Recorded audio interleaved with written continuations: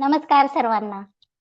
विहंगम techno holistic ऑर्गनायझेशनच्या ज्ञानबोध ज्ञानगंगा या दुपारच्या सत्रामध्ये आपल्या सर्वांचं खूप खूप खूप स्वागत आहे.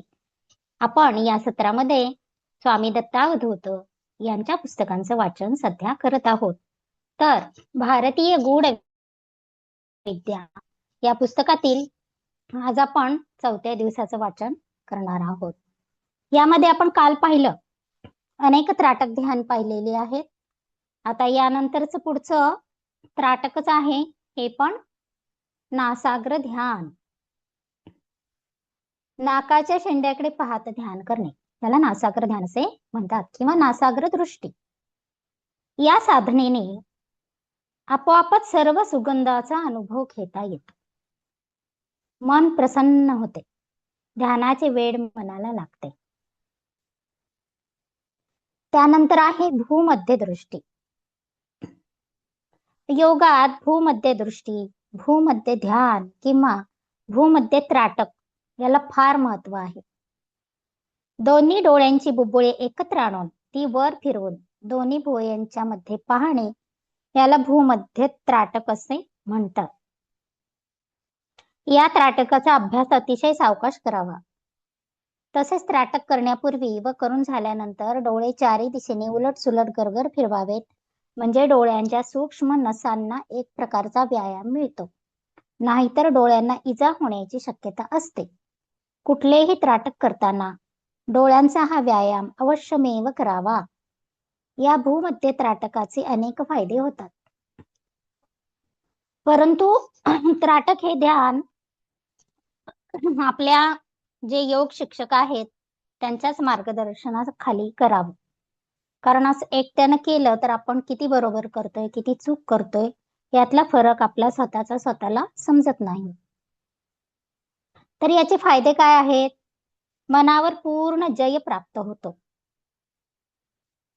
सूक्ष्म देहाने संपूर्ण ब्रह्मांडात कुठेही फिरण्याची कला प्राप्त होते. या विद्येला वेदांमध्ये वैश्वानर विद्या असे म्हटलेले आहे.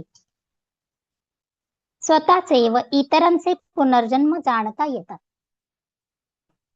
दूरदर्शन व दूरश्रवण सिद्धी प्राप्त होतात. म्हणजे पुढं काय घडणार आहे आणि दूर फार लांबचं सुद्धा ऐकायला येतं. वर वर्णन केलेल्या सर्व ध्यानाच्या प्रकारांना निकट ध्यान किंवा निकट त्राटक असे म्हणतात. आता दूर त्राटकाचे आपण प्रकार बघूया. याच्यामध्ये आता आहे सूर्य त्राटक ध्यान. या त्राटकाचा अभ्यास रोज 15 सेकंद केला तरी डोळे तेजस्वी होतात. परंतु अधिक अभ्यास करू नये. फक्त महायोगीच याचा अभ्यास करतात. सूर्याकडे जास्त वेळ म्हणजे 3 सेकंदापेक्षा जास्त पाहिल्याने डोळ्यांच्या नसांना इजा पोहोचते. त्या दुर्बल होतात व कुठल्याही औषधाने ठीक होत नाहीत. म्हणून त्याचा अभ्यास रोज 5 किंवा 10 सेकंदच करावा. रोज 5 सेकंद हे ध्यान केल्याने डोळ्यांना चष्मा लावण्याची पाळी वृद्धापकाळात सुद्धा येत नाही. त्याचे उपयोग पण खूप छान आहेत, परंतु ते नियमबद्ध जे काही नियम आहेत त्या नियमामध्ये जर केलं तरच त्याचे चांगले फायदे होतात, नाहीतर त्याचं नुकसान सुद्धा होऊ शकतं. आता आपल्या ग्रुपमध्ये सूर्य ध्यान बरेच जण करत होते. त्यावेळेला मॅडमनी सर्वांना सूचना दिलेल्या आहेतच. एक जण जास्त वेळ करत होत्या, त्यांना मॅडमनी हीच सूचना दिली की 3 ते 5 सेकंदापेक्षा जास्त वेळ सूर्य ध्यान करू नये. हे ध्यान कोवळ्या सूर्यावर करतात, परंतु लाल सूर्यावर करीत नाहीत. म्हणजे सूर्योदय झाल्यानंतर त्याचे तेज ज्या वेळेला कमी असतं आणि त्याचा रंग सुंदर दिसत असतो, सौम्य प्रकाश असतो, त्यावेळेला त्याच्या कोवळ्या सूर्याच्या किरणांच्याकडे बघत आपण हे ध्यान करायचं असतं. आणि ज्या वेळेला सूर्य वरती येतो त्याला तो प्रखर दिसतो, त्यावेळेला हे ध्यान करायचं नाही. योगी सूर्य त्राटक करतात. हे त्राटक सिद्ध झाल्यावर संपूर्ण ब्रह्मांडाचे, सूर्यलोकाचे व ग्रहमालेचे ज्ञान होते. प्रकाश ब्रह्माचा अनुभव येतो. दिव्य ज्ञान विश्व ज्ञान होते. रोग नाहीसे होतात. काही योगी तासनतास सूर्याकडे पाहत राहतात. त्यांच्या डोळ्यामध्ये इतके सामर्थ्य येते की एखाद्या वृक्षाचे ते एका क्षणात भस्म करू शकतात. परंतु हे कधी शक्य आहे? तुमची साधना सततची असेल, अनेक वर्षानुवर्षाची असेल, तर हे योग्यांना शक्य होतं.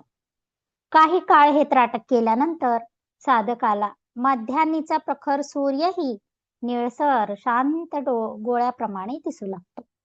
कारण त्यावेळेला आपल्या मानवी डोळ्याची क्षमता त्या योग्यानं स्वतःची वाढवलेली असते.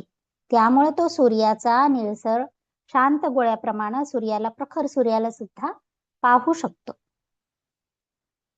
निरुपद्रवी दिसू लागतो. त्याची दृष्टी अतिसूक्ष्म होते. तसेच त्याची बुद्धी अतिशय तेजस्वी आणि सूक्ष्म होते. संपूर्ण देह तेजस्वी बनतो, दिव्य बनतो. अग्नित्राटक प्रथम सिद्ध करून त्यानंतरच साधक ही दिव्य सूर्य साधना करतात. अग्नित्राटकापेक्षाही सूर्य ध्यान श्रेष्ठ असल्याने या साधनेने योगी अनंत प्रकारचे अपार ज्ञान मिळवतात. तसेच तेज तत्वावर या साधनेने विजय मिळवतात. बघा, ही साधना काय करते?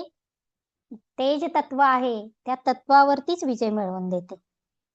अशी सूर्यत्राटक साधना किंवा सूर्य ध्यान योगशास्त्रामध्ये अतिशय महत्वाचे म्हणून वर्णिलेले आहे.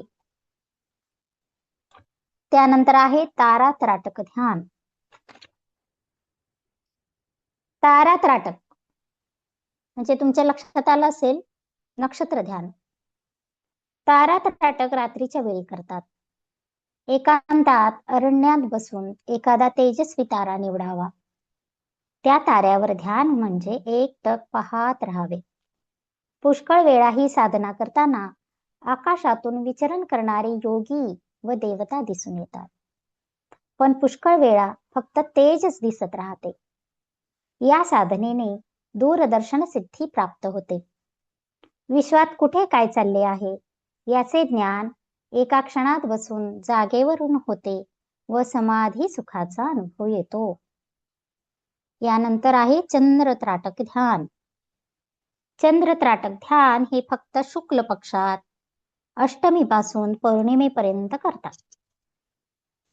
कृष्ण पक्षात चंद्रताटक करीत नाहीत. तसे केल्यास व्याधी उत्पन्न होतात. बघा किती याचा अभ्यास महत्वाचा आहे. योग्य माहिती घेणं किती महत्वाचं आहे. त्याचे उपयोग तर खूप अफलातून आहेत, परंतु ते योग्य विधीनं योग्य अभ्यासानंच हे त्राटक केले पाहिजेत.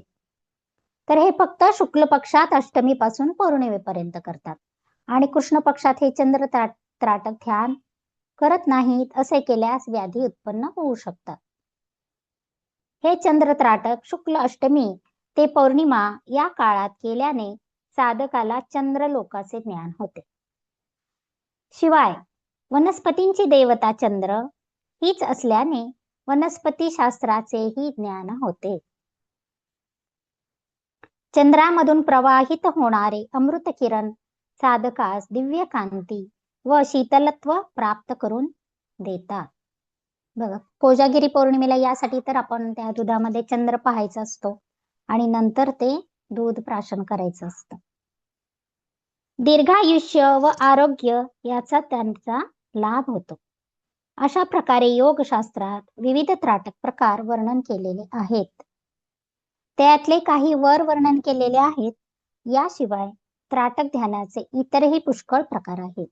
जसे ओमकार त्राटक. ओमकारावर ध्यान केल्याने ओमकार परब्रह्माचा साक्षात्कार होतो.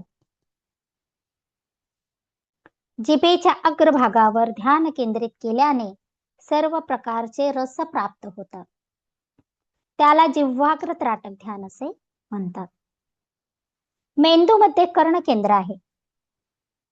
त्यावर ध्यान केल्याने गंधर्व लोकातील संगीत ऐकू येते. आपल्या शरीरातील कर्णकेंद्रावर जे कुठं आहे, मेंदूमध्ये आहे. आपण आपल्या कर्णकेंद्रावरती ध्यान केलं तर गंधर्व लोकातील संगीत आपल्याला बसल्या जागी ऐकायला येतं.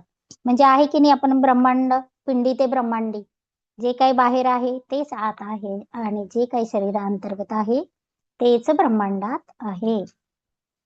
काही भक्त शिवलिंग व विष्णुमूर्तीवरही ध्यान करतात. स्फटिक गोलक म्हणजे क्रिस्टल बॉल यावर ध्यान केल्याने कालांतराने त्या गोलकातून धूसर प्रकाश बाहेर पडू लागतो.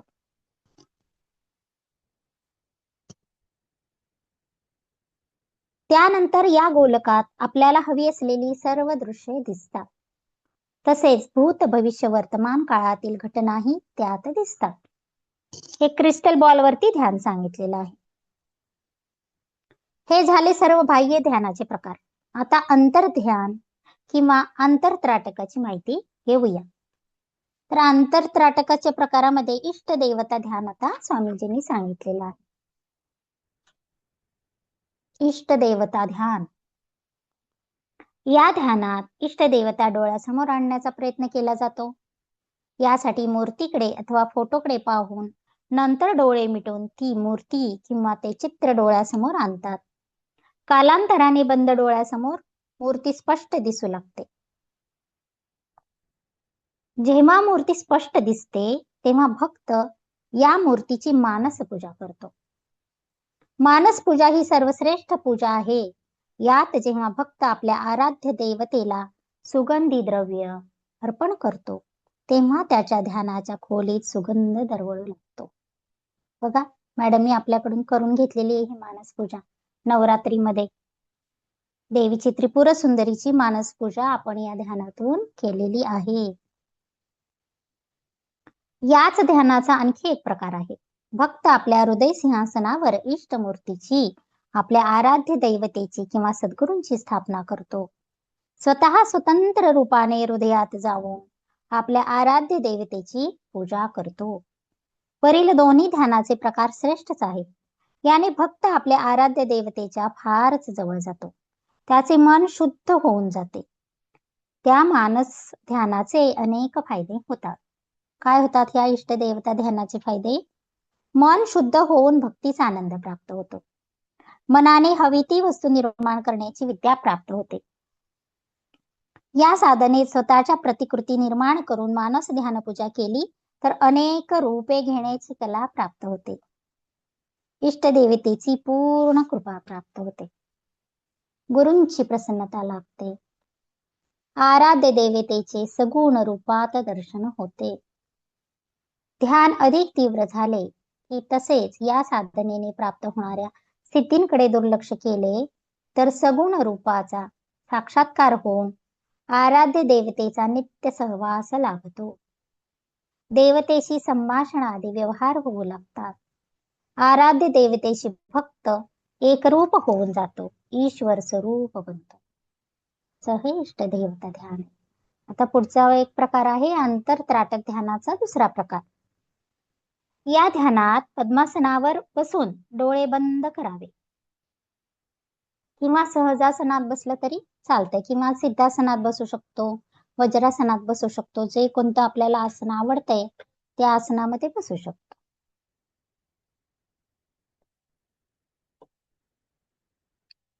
दृष्टी भूमध्य जागी स्थिर करावी. मनातल्या मनात इष्टदेवतेचा किंवा गुरुमंत्राचा जप करावा किंवा सोहम वर अनुसंधान ठेवावे.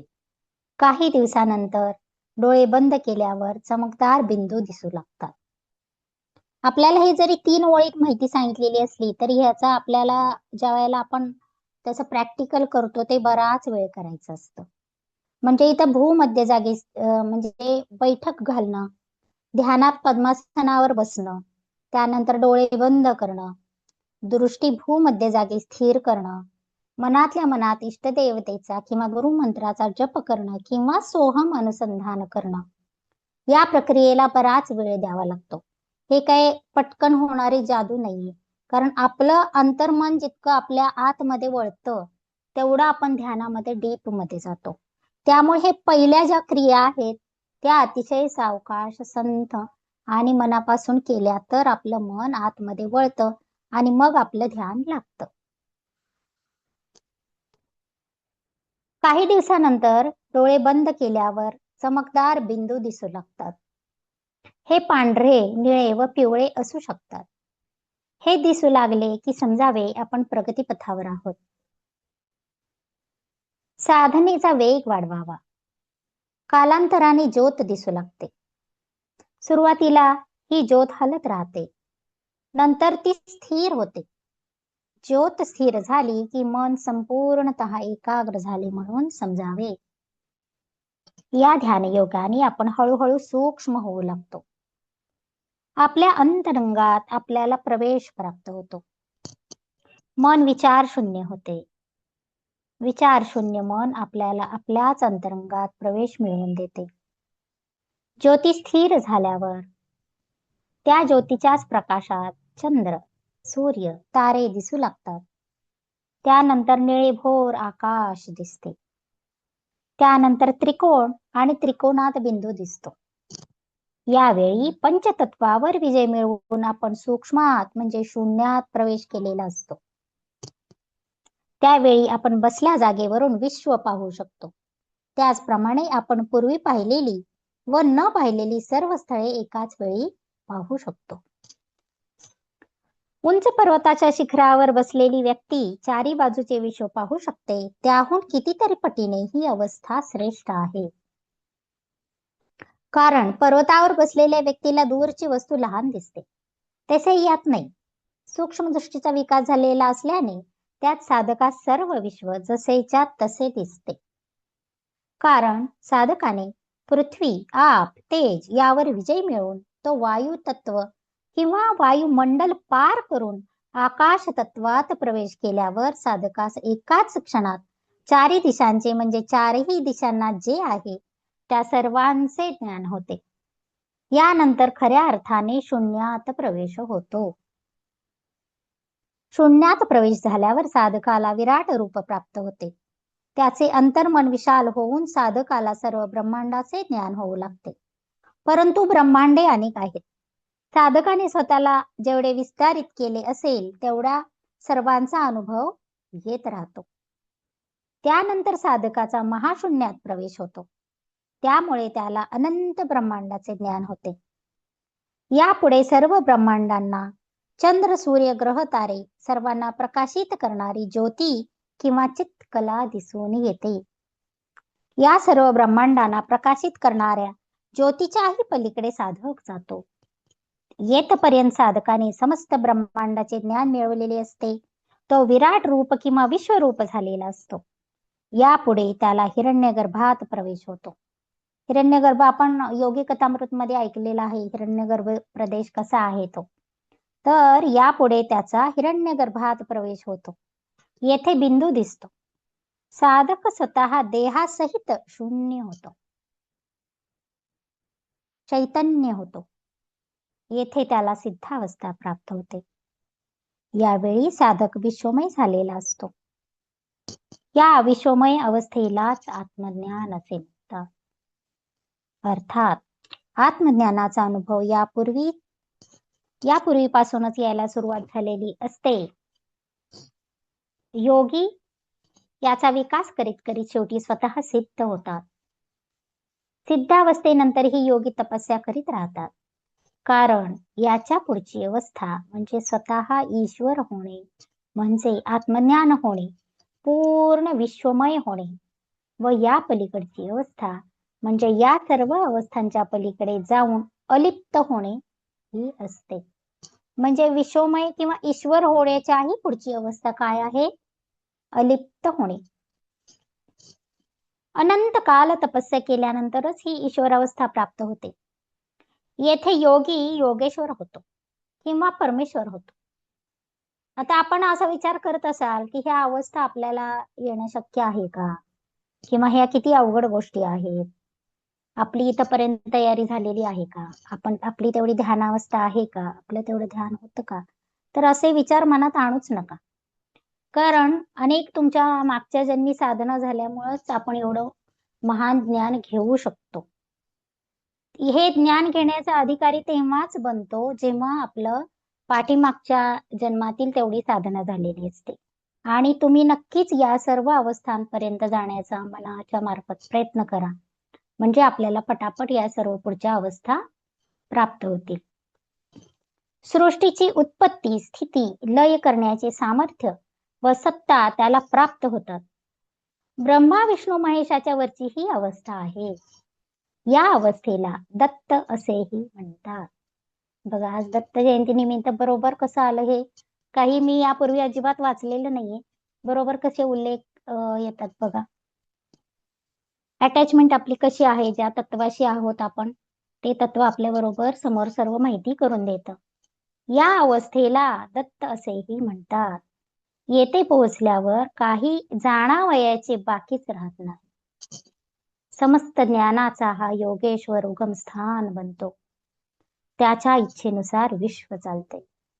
विश्व ही त्याची लीला होते. तो सर्व करतो व पुन्हा अलिप्त राहतो, वेगळा राहतो.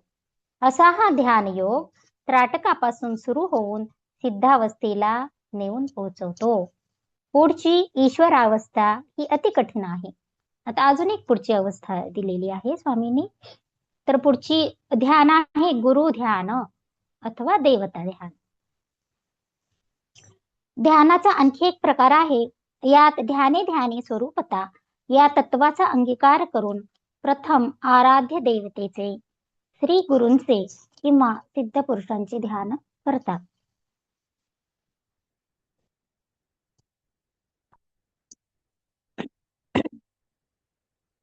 म्हणजे जी देवता आपल्याला आवडत असेल, ती देवता आणि आपण एकच आहोत या भावनेने राहणे.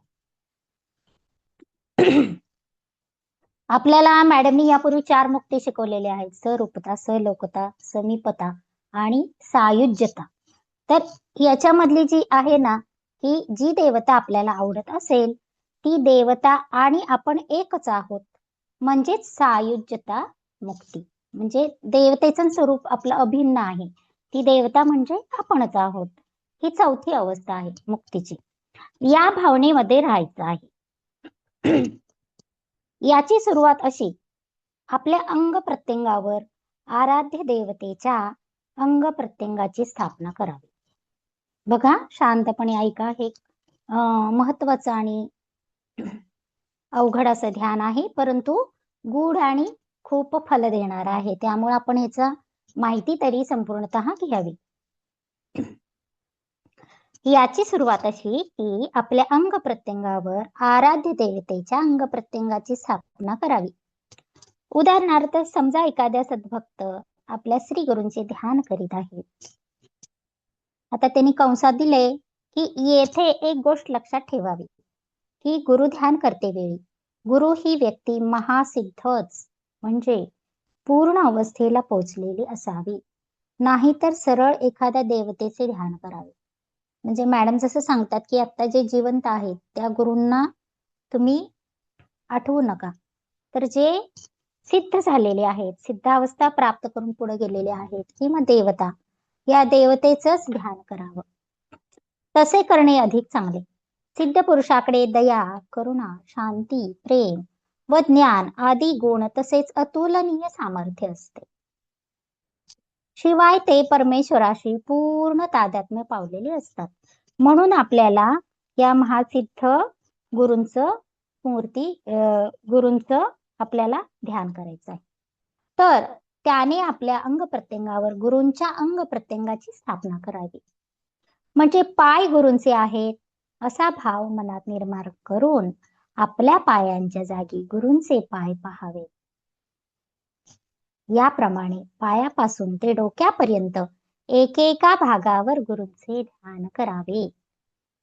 या ध्यानाने कालांतराने भक्त गुरुशी किंवा ध्यान देवतेशी इतका तादात्म्य पावतो की ध्यान देवतेचे रूप त्याला स्वतःला प्राप्त होते. तसेच ध्यान देवतेचे सर्व वैभव म्हणजे गुण, सामर्थ्य व सत्ता आदी सर्व सद्भक्तास प्राप्त होतात. अशा प्रकारचे हे गुरु ध्यान सांगितलेलं आहे की त्या देवतेच्या एक एक भागावरती पायापासून डोक्यापर्यंत पाहायचं आणि ते आपले पाय म्हणजेच त्या देवतेचे पाय आहेत, आपलं हृदय म्हणजेच त्या देवतेचं हृदय आहे, असं आपल्याला ऍक्च्युली इथं व्हिज्युअलायझेशन आलं.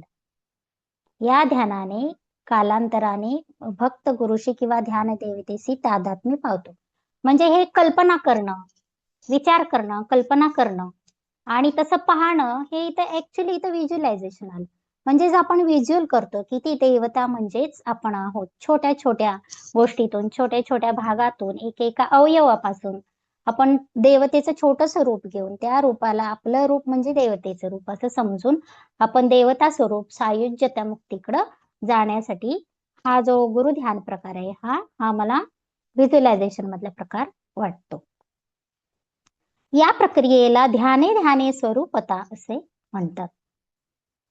भक्त एक सामान्य मनुष्य असतो. या ठिकाणी मला एक आठवलेली गोष्ट सांगते. मागच्या वेळेला आपण स्वामींचंच एक पुस्तक वाचत होत. गुरुचरित्र अन्वयार्थ वाचत होतो. त्याच्यामध्ये एक असा उल्लेख होता की गोव्यामध्ये एक असं मंदिर आहे दत्तप्रभूंचं. गोव्यामध्ये एक असं सुंदर मंदिर आहे. तर ते मंदिर असं आहे की त्या मंदिराचं दर्शन घ्यायला आपण ज्या वेळेला जातो त्यावेळेला त्या मंदिराच्या रचनाच अशी केलेली आहे गाभाऱ्याची, की त्या गाभाऱ्याच्या वरती सप्तचक्र कोरलेली आहेत. म्हणजे मूलाधारापासून सहस्रारापर्यंत सर्व चक्र अशी कोरलेली आहेत त्या प्रवेशद्वारावरती. आणि ज्या वेळेला भक्त दत्तप्रभूंचं दर्शन घ्यायला येतो आणि समोर उभा राहतो त्यावेळेला त्या भक्ताला दत्तप्रभूंच्या शरीरावरती ज्या ज्या ठिकाणी ती चक्र आहेत ते बरोबर तो भाग असा दिसतो. म्हणजे त्या चक्रांचं सुद्धा आपल्याला दर्शन त्याबरोबर त्या प्रवेशद्वारातून पहिलं घेता येतं. म्हणजे त्या संकल्पना किती सुंदर आहे बघा.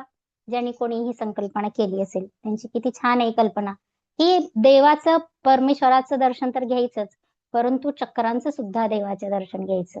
आणि आपली चक्र सुद्धा त्यावेळेला एक समान होतात. देवतेचे चक्र आणि भक्ताचे चक्र ही समोरासमोर एकरूप होऊन त्या आपण परमेश्वराच्या ऊर्जेचा सुंदर अनुभव घेऊ शकतो. तर भक्त एक सामान्य मनुष्य असतो. तो या ध्यान प्रक्रियेने अमूलाग्र बदलून सरळ ध्यान देवतेच्या अवस्थेला जाऊन पोहोचतो. मधल्या अनेक ध्यान मार्गातील समस्यांना त्याला तोंड देत बसण्याची आवश्यकता शिल्लक राहत नाही. म्हणजे हा खरं फारच सोपा मार्ग दाखवलाय स्वामींनी, परंतु तेवढी तपश्चर्या पण पाहिजे. तेवढं आपल्याला सर्व बाकी गोष्टीही आपल्याला सगळ्या राखाव्या लागतील तर हे आपण ध्यान करू शकतो. एकदम पहिल्या इयत्तेपासून 11व्या इयत्तेत बसण्यासारखा हा प्रकार आहे. शरीरातील अणुपरमाणू या ध्यानाने बदलून जातात. ते आराध्य देवतेशी तादात्म्य पावतात. याच मार्गाच्या आश्रयाने काही गुरुसेवक गुरूंचे ध्यान करतात. साधारण मानव या अवस्थेपासून एकदम श्री गुरुपदाला किंवा जीवनमुक्त अवस्थेला जाऊन पोहोचतात. या ध्यान मार्गाचे फायदे आता बघूया. आपण हे असे सुंदर ध्यानाचे प्रकार, उच्च लेवलचे ध्यानाचे प्रकार बघितल्यामुळं यापूर्वीची जी काही माहिती होती या पुस्तकात कसं आहे, प्रत्येकाचे स्तर वेगळे असतात, प्रत्येकाची साधना वेगळी असते, प्रत्येकाचे जन्म वेगळे असतात. त्या जन्मात प्रत्येकानं काय घ्यावं हे प्रत्येकाच्या बुद्धीनं त्या आत्म्याला जे काही योग्य असेल ती व्यक्ती घेत असते. त्यामुळे या पुस्तकात सर्व प्रकारची माहिती दिली. ज्याला जी रुचेल, ज्याला जी साधना रुचेल त्यानं ती घ्यावी. त्यामुळे छोट्या साधनेपासून तामस, राजस आणि सात्विक साधनेपर्यंत आपल्याला सर्व साधना याच्यामध्ये दिलेल्या आहेत. आणि आपला ग्रुप हा सात्विक साधनेचेच ध्यान प्रकार करतो. त्यामुळे आपल्याला हे जास्त रेझोनेट होत आहे. ज्या सिद्ध व्यक्तींचे ध्यान तुम्ही करीत असाल त्या सिद्ध व्यक्तींचे सारे वैभव म्हणजे ज्ञान, तप, सामर्थ्य सारे काही भक्ताला प्राप्त होते. काहीही साधना न करता दुसऱ्या अर्थाने बोलायचे झाल्यास भक्त श्री गुरूंशी तदाकारच होतो. म्हणजे वेगळी कोणतीही साधना न करता फक्त हा ध्यान प्रकार केला की ध्याने ध्याने स्वरूपता हा ध्यान प्रकार केला तर भक्त श्री गुरूंशी तदाकार होतो. समजा एखादी व्यक्ती याच भावाने महाकाली, दुर्गा आदी देवतांचे ध्यान करीत असेल तर त्या देवतांच्या सत्ता त्याला प्राप्त होतात. बघा किती प्रभावी ध्यान प्रकार आहे हा. आराध्य देवतेशी सरळ एकरूप झाल्यानंतर पुढील शून्य महाशून्यातील साधना तेथून पुढे चालू करता येतात. म्हणजे पहिलीतून 11वीत व त्यानंतर पुढील इयत्ता प्रकार हा असा हा प्रकार आहे. जसजसे ध्यान बळकट होत जाईल तस तसे ज्ञान वाढू लागते. कधीही न ऐकलेले व वाचलेले ज्ञान गुरु ध्यानाने प्राप्त होते. वेगळी भक्ती करण्याची आवश्यकताच राहत नाही. भक्ताचे अंतरंग भक्ती रसाने भरून जातात. किती सुंदर ध्यान प्रकार आहे हा. पण मॅडम आपल्याला हे सांगतात आपण ध्यान करू, मी देवता स्वरूप आहे, मी देव आहे, नुसतं ध्यान करू, पण आपल्या आचरणात कोणकोणत्या गोष्टी येणार आहेत? नुसतं ध्यान केलं की झालं का? आपल्या ते शरीरात रक्तात भिनलं पाहिजे की आपण जर देवता स्वरूपात असू तर आपण देवतेसारखी कामं केली पाहिजे. आपल्याला जी शक्य होतील ती छोटी छोटी असू दे, सुरुवात तर केली पाहिजे. म्हणजे त्यासाठी आपल्याला देवगुण अंगामध्ये येऊन आपण परोपकार करणं, सर्वांशी प्रेमानं वागणं, दया, प्रेम, करुणा, हे आपल्या आसपासचे लोक असतील, इतर समाज असेल, या सर्वांप्रती आपण काय काम करतो, काय कार्य करतो, यासाठी आपला छोटा छोटा तरी वाटा आपण सुरुवातीपासून दिला पाहिजे. तरच हे आपल्याला ध्यान प्रकार करून उपयोग आहे. आता यानंतर सोहम ध्यान दिले ते आपल्याला पाठीमागं झालेलंच आहे.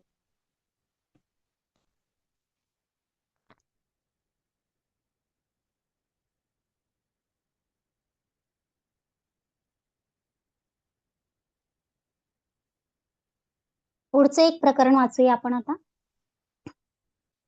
सूक्ष्म देहाने प्रवास. ग्रह, तारे, आकाशगंगा कशा निर्माण झाल्या?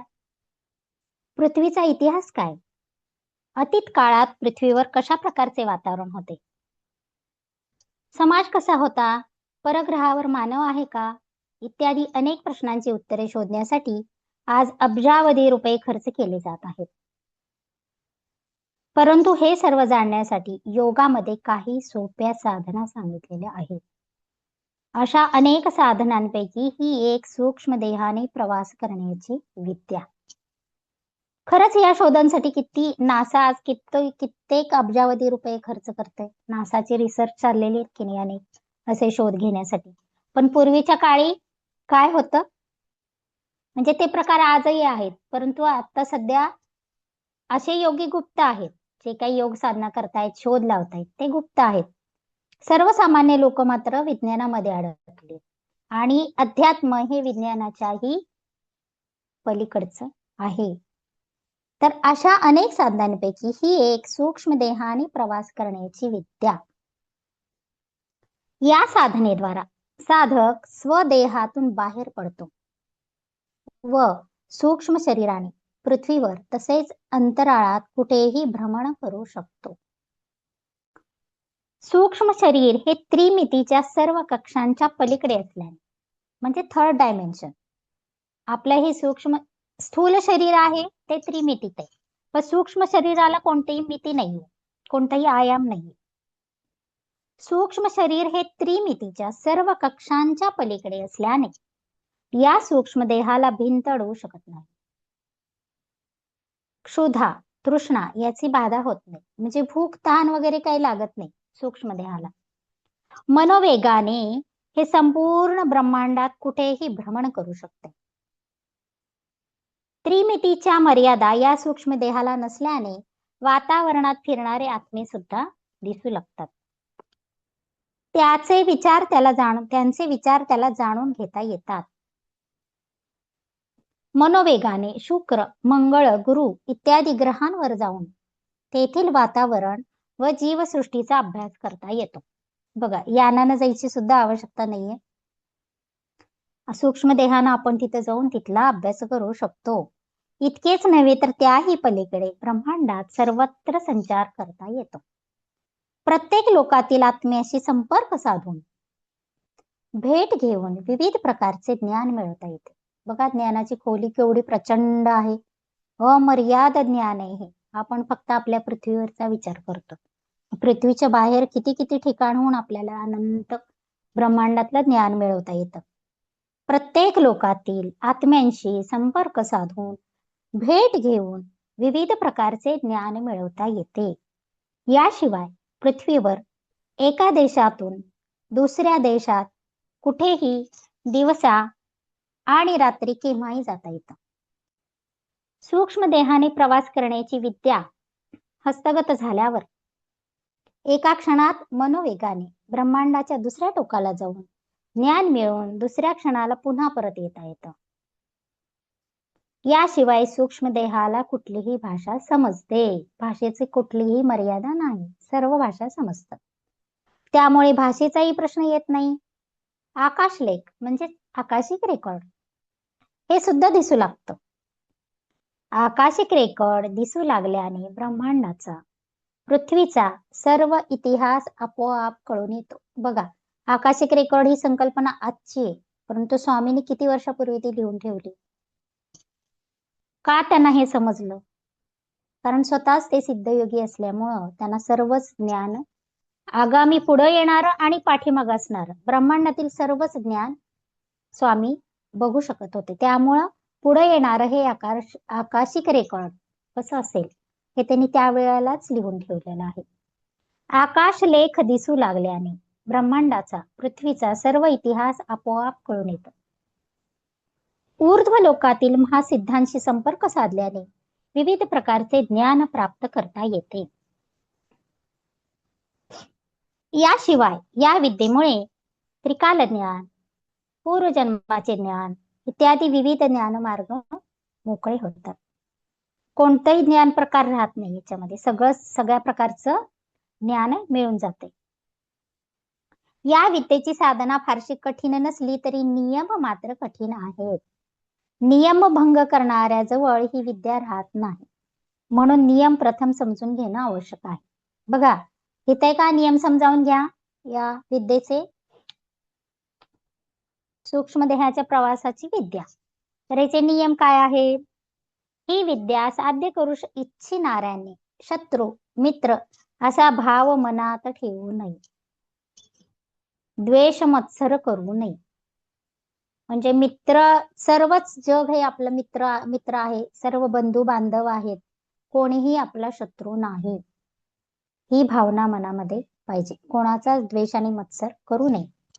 या विद्येने प्राप्त होणारे ज्ञान शक्यतो उघड करू नये, वैयक्तिक पण करू नये आणि व्यक्तिगत पण करू नये. परलोक तथा अन्य सामान्य ज्ञान उघड करण्यास हरकत नाही. म्हणजे वैयक्तिक आपल्याला जे काही ज्ञान मिळाले ही विद्या साध्य केल्यानंतर ते फक्त उघड करायचं नाहीये. म्हणजे इतर सामान्य ज्ञान मिळालं असेल इतर लोकातलं तर ते सांगायला हरकत नाही. कुठल्याही व्यक्तीला खाजगी जीवनात डोकावू नये. कोणत्याही व्यक्तीच्या, इतर कोणाच्याही व्यक्तीच्या खाजगी जीवनात काय चाललंय तुमच्याकडं, अजिबात तिथं डोकं घालू नये. प्रत्येकाला आपलं आपलं करून द्यावं. शत्रू परराष्ट्र भेद जाणून ते आपल्या राष्ट्राला सांगू नयेत. म्हणजे आपलं राष्ट्र आणि दुसरं राष्ट्र असा भेद जाणून त्या राष्ट्राविषयी द्वेष मत्सर किंवा युद्ध निर्माण होईल, काही भेद तयार होतील, अशी कोणतीही गोष्ट आपल्या राष्ट्राला सांगू नये. पोट गच्च भरलेले असताना या साधनेचा फारसा उपयोगच होत नाही, म्हणून अर्धपोटी असतानाच ही साधना करावी. वरील नियम पाळून ही साधना करण्यास हरकत नाही. साधनेची पद्धत योगातील शवासनाप्रमाणे सरळ पाठीवर झोपावे. 1-2 वेळा नाकाने दीर्घ श्वसन करून तोंडाचा आकार नळीसारखा करून जोरात श्वास सोडावा. म्हणजे शीतली प्राणायाम सारखा प्रकार दिसतोय थोडाफार. नाकाने दीर्घ श्वसन करून तोंडाचा आकार नळीसारखा करून जोरात श्वास बाहेर सोडावा. नंतर शांतपणे पडून श्वासोच्छ्वासावर लक्ष ठेवून मनातल्या मनात जप करीत राहावे. डोक्याखाली उशी घेऊ नये. शरीर सैल सोडून पडावे. नंतर मनानेच प्रथम पायाच्या अंगठ्याकडे पाहावे. मनानच पाहायचे, डोळे उघडायचे नाहीये. मनानेच प्रथम पायाच्या अंगठ्याकडे पाहावे व तेथून हळूहळू वर मनाने पाहत आपल्या डोक्यापर्यंत पाहत यावे. म्हणजे आपलं लक्ष पायाकडे, गोट्याकडे, गुडघ्याकडे, मांडीकडे, नंतर पोटाकडे असं हळूहळू मनानेच आपल्याला करायचं आहे. कल्पना करावी की आपण आपल्या देहाच्या बाहेर पडत आहोत. बघा इथं पण व्हिज्युअलायझेशन आलं. कल्पना करावी. कल्पना करावी की आपण आपल्या देहाच्या बाहेर पडत आहोत. हळूहळू अनुभव येईल की पायापासून शरीरातील चेतना वर वर सरकत आहे.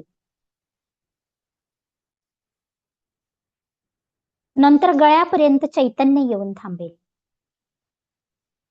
हळूहळू गाल, ओठ, डोळे, डोके सुन्न पडत आहे असे वाटेल. कदाचित यावेळी तुम्हाला एखादा शॉक बसल्याप्रमाणे झटका बसेल व पुन्हा तुम्ही मूळ पदावर याल. म्हणजे आतपर्यंत केलेला प्रयत्न फुकट गेला असे समजावे व पुन्हा किंवा दुसऱ्या दिवशी तसाच प्रयत्न करावा. म्हणजे ही प्रक्रिया चालू असताना एखाद्या वेळेला शॉक बसल्यासारखा झटका बसेल, मग आपल्याला पहिल्यापासून परत ही सुरुवात करायची आहे, असा हा ध्यान प्रकार आहे. या प्रयत्नात तुम्हाला एक अनुभव नक्की येईल. अवघ्या 2 किंवा 3 मिनिटात तुम्हाला खूप उत्साह प्राप्त झालेला आढळून येईल. हे तर आपल्याला प्रत्येक ध्यानाच्या शेवटी जाणवतच की खूप प्रसन्न वाटतं, खूप उत्साह येतो, खूप उत्साह प्राप्त झालेला आढळून येईल. तुमचा थकवा दूर झालेला आहे. तुम्ही आणखी खूप काम करू शकाल एवढा उत्साह तुम्हाला प्राप्त झालेला असेल. या साधनेचा हा अनुभव अगदी सुरुवातीला दिसून येतो. पुष्कळ वेळा अशा पद्धतीने प्रयत्न करीत असताना गाढ झोपही लागते. निद्रानाशाचा रोग असणाऱ्यांना या पद्धतीचा फार चांगला उपयोग होतो. याच अवस्थेमध्ये ध्यान केले असता कुंडलिनी जागृत होते. तसेच असाही अनुभव येतो की तुम्ही शरीराबाहेर अधांतरी उभे आहात. तुमचा देह निद्रिस्त अवस्थेत असलेला तुम्ही स्वतःचाच पाहता. हा, योग निद्रेमध्ये बरोबर आहे अर्चना मॅडम. योग निद्रेमध्ये आपल्याला अशीच शांती मिळते.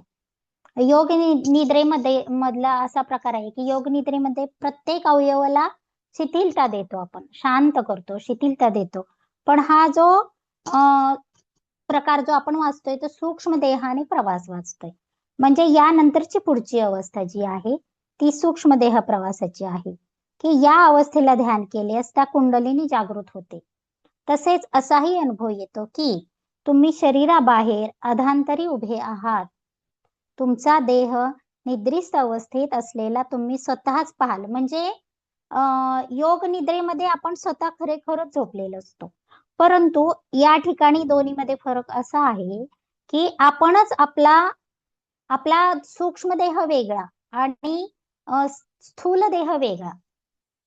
तर स्थूल देह हा झोपलेला असतो आणि सूक्ष्म देह त्या स्थूल देहाला झोपलेल्या अवस्थेत पाहत असतो. म्हणजे आपले 2 देह असतात असं त्यांना इथं स्वामींना सांगायचंय. तुमचा देह निद्रित अवस्थेत असलेला तुम्ही स्वतःच पाहता. नंतर इकडे तिकडे फिरण्यास सुरुवात कराल. हळूहळू ते जमू लागेल. नंतर सरळ आकाश मार्गे तुम्हाला हव्या त्या ठिकाणी जाता येईल. म्हणजे आपला जो स्थूल देह आहे तो झोपलेला असतो आणि आपला सूक्ष्म देहानं आपण आकाश मार्गाने प्रवास करत असतो. परग्रहावरही काही क्षणात जाऊन तेथील सर्व माहिती मिळवून तुम्ही परत येऊ शकाल. वेदामध्ये या साधनेला वैश्वानर विद्या असे म्हटलेले आहे. एकदा या साधनेची सवय झाली की कालांतराने बसूनही देह सोडता येतो. हव्या त्या ठिकाणी जाता येते. सर्वसामान्य माणसास न दिसणाऱ्या व गुप्त रूपाने तपस्या करणाऱ्या अनेक सिद्ध योग्यांची दर्शने तुम्हाला घेता येतात. आपल्याला मॅडम सांगतात बघा, रात्री आपण झोपल्यानंतर कुठल्या कुठल्या वेगळ्या वेगळ्या डायमेन्शनला जाऊन आलेलो असतो, तिथली कामही करून आलेलो असतो, आपल्याला कल्पनाही नसते. बऱ्याच गोष्टी करून आपल्याला नंतर जाणवतं, अरे आपण हे कुठेतरी ऐकलंय, कुठेतरी पाहिलंय, हे मला माहितीये, हे ज्ञान मला आधीच आहे, तर ते कुठून आपण घेतलेलं नसतं. तर हे असं हे झोपल्यानंतर पण ही विद्या वेगळी आणि झोपेत सुद्धा असे काही प्रकार होऊ शकतात. सर्वसामान्य माणसास न दिसणाऱ्या व गुप्त रूपाने तपस्या करणाऱ्या अनेक सिद्ध योग्यांची दर्शने तुम्हाला घेता येतात. स्वर्गातील तसेच परलोकातील उच्च कोटीच्या महात्म्यांशी तथा देवतांशी संपर्क साधून किंवा भेट होऊन ज्ञान मिळवता येते. भूत, भविष्य व वर्तमान तीनही काळांचे ज्ञान तुम्हाला आपोआप येऊ लागते. या प्रयोगाची चांगली सवय झाल्यावर प्रयोग करतेवेळी कुणाला तरी सांगून ठेवावे. हे अतिशय महत्वाचं आहे की आपण हे सूक्ष्म प्रवासाच्या ध्यानाला बसत आहोत हे कोणाला तरी सांगून ठेवायचं. कारण हे या प्रक्रियेला बराच वेळ लागणार आणि आपला जो सूक्ष्म देह आहे हा बाहेर जाणार आहे. त्यामुळे हा स्थूल देह आहे तो तिथं झोपून राहणार आहे. त्यामुळे कोणाला तरी सांगून ठेवलं पाहिजे की मी ही याचा प्रयोग करत आहे. कारण ज्यावेळी आपण शरीराबाहेर असतो तेव्हा आपल्या शरीराला कोणी अकारण हलविले, धक्का दिला तर आपल्याला वर त्याची जाणीव होऊन एका सेकंदात दाणकण आपटल्याप्रमाणे आपण शरीरात घुसतो. म्हणजे घरात कोणाला माहित नसेल आणि कोणी बराच वेळ झोपलाय म्हणून उठवलं तर आपला तो प्रवास आहे तिथंच थांबतो आणि पटकन आपण त्या सूक्ष्म शरीरातून स्थूल शरीरामध्ये दाणकण आपटल्याप्रमाणे शरीरात घुसतो. शक्यतो हे प्रयोग एकांतात एकट्यानेच करावे. येथे एक प्रश्न कदाचित तुमच्या मनाला भेडसावेल तो असा की या प्रयोगाने मृत्यू तर ओढवणार नाही ना? येऊ शकतं ना, शंका मनात येऊ शकते.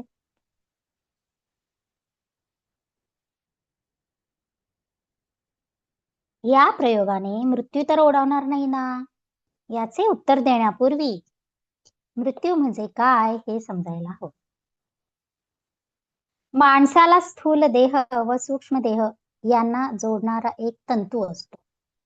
मृत्यू म्हणजे काय असतो? स्थूल देह आणि सूक्ष्म देह यांना जोडणारा एक तंतू असतो. त्याला रजत तंतू असे म्हणतात, म्हणजे सिल्वर कॉर्ड. तुम्ही जेव्हा देहाबाहेर पडता तेव्हा तुमच्या नाभी कमलातून हा रजत तंतू बाहेर येतो. ब्रह्मांडाच्या अंतिम टोकाला जरी तुम्ही गेलात तरी तुमच्या स्थूल देहाला व सूक्ष्म देहाला सांधणारा ही जी सिल्वर कॉर्ड आहे ती कधीही तुटत नाही. ही सिल्वर कॉर्ड जबरदस्त असते आणि ती कधीही तुटत नाही. त्यामुळे तुम्ही कितीही लांब जाऊ शकता, स्थूल देहाशी तुमचा संपर्क तुटत नाही. जेव्हा स्थूल देहाशी तुमचा सूक्ष्म देहाला जखडून ठेवणारा हा रजत तंतू तुटतो तेव्हा मृत्यू येतो. परमेश्वराने दिलेले मर्यादित आयुष्य जोपर्यंत संपत नाही तोपर्यंत हा रजत तंतू तुटत नाही. म्हणजे जोपर्यंत आपलं आयुष्य आहे तोपर्यंत आपण कितीही प्रवास हा असा सूक्ष्म देहाने प्रवास करू शकतो. जेव्हा आयुष्य संपते तेव्हा स्थूल देहाला जखडून ठेवणारा हा रजत तंतू तुटतो व जीव सूक्ष्म देहाबरोबर परलोकात जातो. म्हणून काहीही भीती न बाळगता हा प्रयोग करून पाहण्यास हरकत नाही, असं स्वामीजींनी इथं सांगितलेलं आहे. तर अशा रीतीनं हे प्रकरण संपलेलं आहे. अतिशय वेगळं आणि नवीन माहिती देणार सूक्ष्म देहाने प्रवास.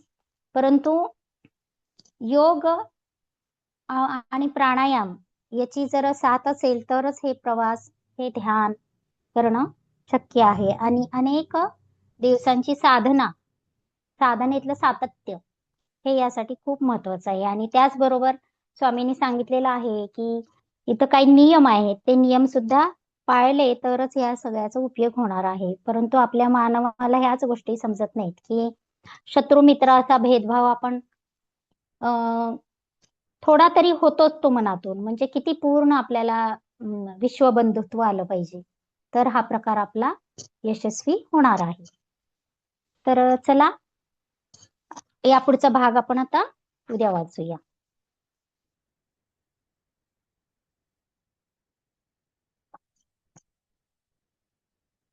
काही शंका आहे का कोणाला?